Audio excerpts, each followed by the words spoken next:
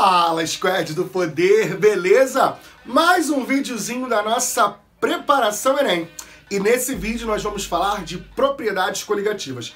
Mais especificamente, nós vamos falar de osmose, uma propriedade coligativa que aparece muito na prova do Enem. Então você, que é do melhor squad desse Brasil todo, não pode deixar de saber. Então vem comigo e questão na tela, vai! Alguns tipos de dessalinizadores usam o processo de osmose reversa para a obtenção de água potável a partir da água salgada.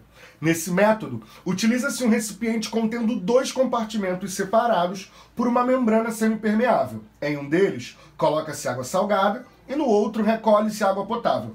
A aplicação de pressão mecânica no sistema faz a água fluir de um compartimento para o outro. O movimento das moléculas de água através da membrana é controlado pela pressão osmótica e pela pressão mecânica aplicada. Para que ocorra esse processo, é necessário que as resultantes das pressões osmótica e mecânica apresentem. Então, a questão quer que a gente analise a relação entre a pressão osmótica e a pressão mecânica aplicada para que ocorra osmose reversa. Mas antes de pensar em osmose reversa, a gente precisa pensar na osmose. O que é a osmose?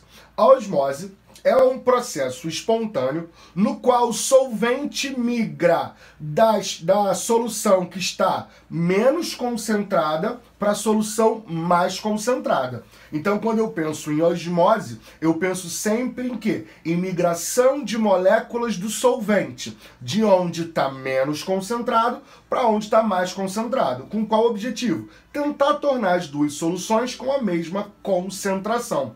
Vou te dar um exemplo.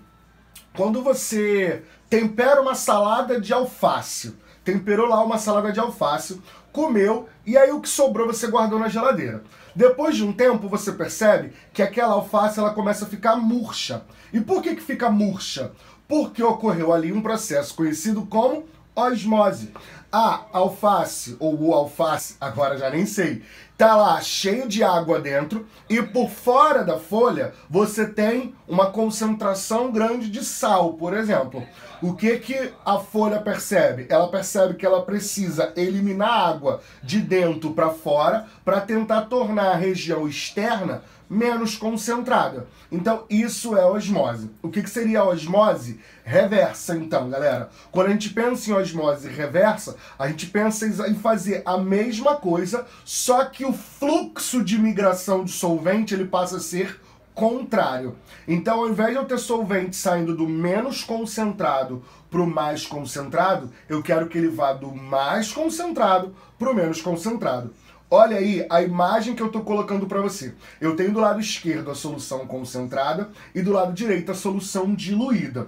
Como a osmose vai acontecer, já que essas soluções estão separadas por uma membrana semipermeável, essa membrana vai permitir a passagem de solvente, o fluxo de água, eu vou ter a osmose acontecendo. Essa osmose, por ser um processo espontâneo, ela é ocorrida a partir de uma pressão osmótica, tá? Essa pressão osmótica é aplicada da solução diluída em direção à solução concentrada. Se eu quero alterar o fluxo de água, se eu quero alterar o sentido dessa osmose, se eu quero que a osmose seja reversa, eu vou precisar aplicar uma pressão, que não vai ser a pressão osmótica, mas que vai precisar ser uma pressão mecânica superior à pressão osmótica. Por que essa pressão mecânica tem que ser superior à pressão osmótica? Para que eu tenha exatamente a inversão do fluxo de solvente, que era do menos concentrado para o mais concentrado,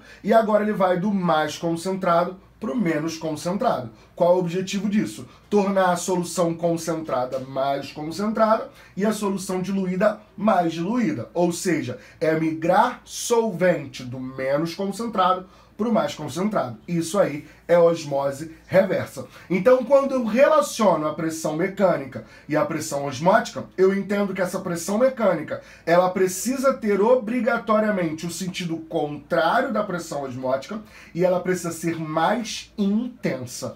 Logo, os sentidos são opostos e a pressão mecânica tem maior intensidade. Gabarito da questão, letra E. Valeu? Beleza? muito tranquilo, né? Quando a gente pensa nesse processo de osmose reversa, que acontece, né, geralmente para dessalinizar a água do mar, para gerar água potável, a gente tem que pensar muito num lugar aqui no Brasil que é muito comum isso acontecer, que é lá em Fernando de Noronha. Fernando de Noronha é uma ilha, então é uma ilha cercada de água salgada. Então, para facilitar a formação de água potável, a produção de água potável, eles utilizam bastante esse fenômeno de osmose reversa. Show de bola? Joga pra mim, vai! E aí, gostou da questãozinha de osmose reversa? Muito boa, né? Uma questão simples, um tipo de questão que aparece muito na prova do Enem. Tanto osmose quanto osmose reversa são dois conceitos que você precisa saber e que dentro do assunto de propriedades coligativas é que o Enem mais gosta e mais cobra. Espero muito que você tenha gostado. Não esqueça de deixar o seu like, deixar a sua curtida, deixar o seu comentário, deixar a sua sugestão e te espero aqui na próxima, tá? Beijo, tchau, tchau!